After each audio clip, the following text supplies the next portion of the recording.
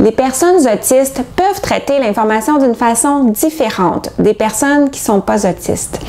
Lorsqu'il s'agit de faire des apprentissages académiques, les enfants autistes peuvent avoir besoin qu'on adapte la façon dont on présente l'information pour la rendre plus accessible à leur mode de perception et qu'ils puissent de cette façon-là s'approprier la matière plus facilement.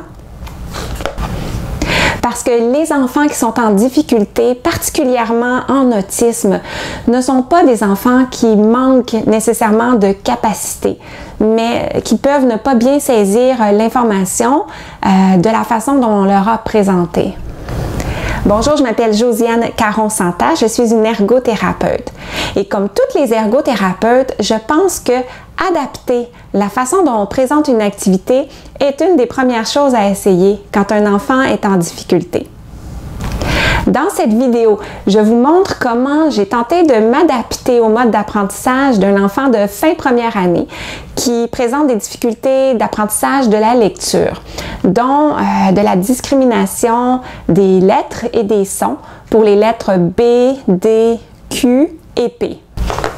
Comme l'enfant n'est pas en mesure de m'expliquer pourquoi il a de la difficulté, alors je me suis référée au principe enseigné par Dr. Laurent Motron et son équipe sur la perception en autisme, au fait que présenter toute l'information dont l'enfant a besoin ensemble, plutôt que séparément, va peut-être l'aider à faire des liens, à faire des comparaisons et des distinctions pour être capable, entre autres, de mieux discriminer les différentes lettres et les différents sons.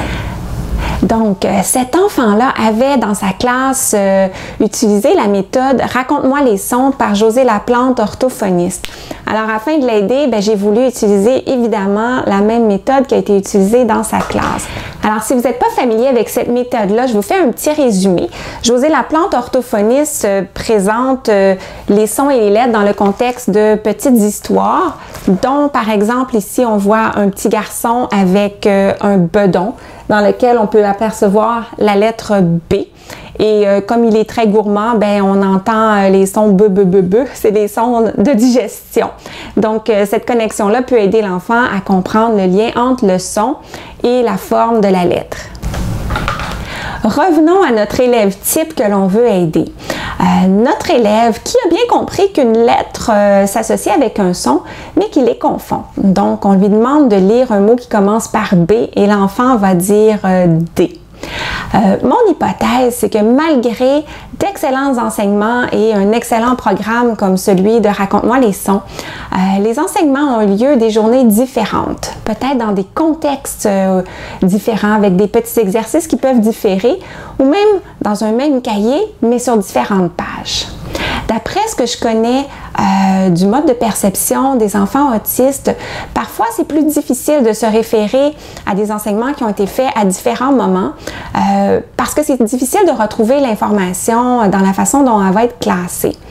Alors, ce que j'ai voulu faire, c'est rassembler l'information pour ces 4 lettres-là, ces 4 sons-là, sur une même image, une même histoire, et pour l'aider à avoir, dans le fond, une seule référence pour la guider quand elle essaie de lire et de décoder les sons et les mots. Alors, voici l'histoire que nous avons travaillée ensemble. Il était une fois. Alors, je vous résume l'histoire qu'on a préparée ensemble.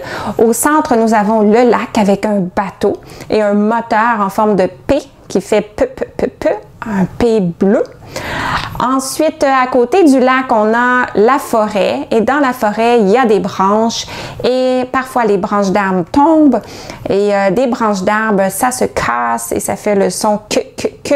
Alors, on peut apercevoir qu'il y a déjà des branches en forme de K et de C et on a ajouté la branche Q qui était orange-brune. Et nous avons les 2 petits garçons qui reviennent de leur expédition. Alors, ils sont un peu différents. Il y a le garçon avec le sac à dos qui est dans son dos avec la lettre D. Il y a aussi des petits dés dans son sac à dos. Il aime jouer avec des dés. Alors, ça nous rappelle que c'est le son D. Et le petit garçon qui aime bien manger avec son bedon rouge. Et le bedon peut faire des petits sons de digestion, be, be, be, be. Alors, voici l'histoire des lettres Q, P, D, B, toutes rassemblées.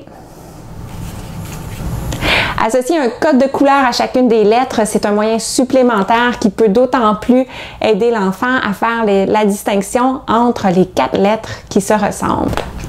En conclusion, j'aimerais réitérer l'objectif de ma vidéo d'aujourd'hui, qui n'était pas de vous présenter une façon d'apprendre aux enfants à lire, parce que je suis une ergothérapeute et ce n'est pas mon expertise en tant que telle, mais plutôt de vous montrer qu'on peut présenter différemment l'information et ainsi soutenir un enfant qui apprend différemment. Voilà, c'est tout pour la capsule d'aujourd'hui. Je vous invite à me retrouver bientôt pour une autre capsule sur l'ergothérapie. Je vous laisse avec mes 4 mots préférés de la fin. Aimer, commenter, partager et s'abonner. Bye!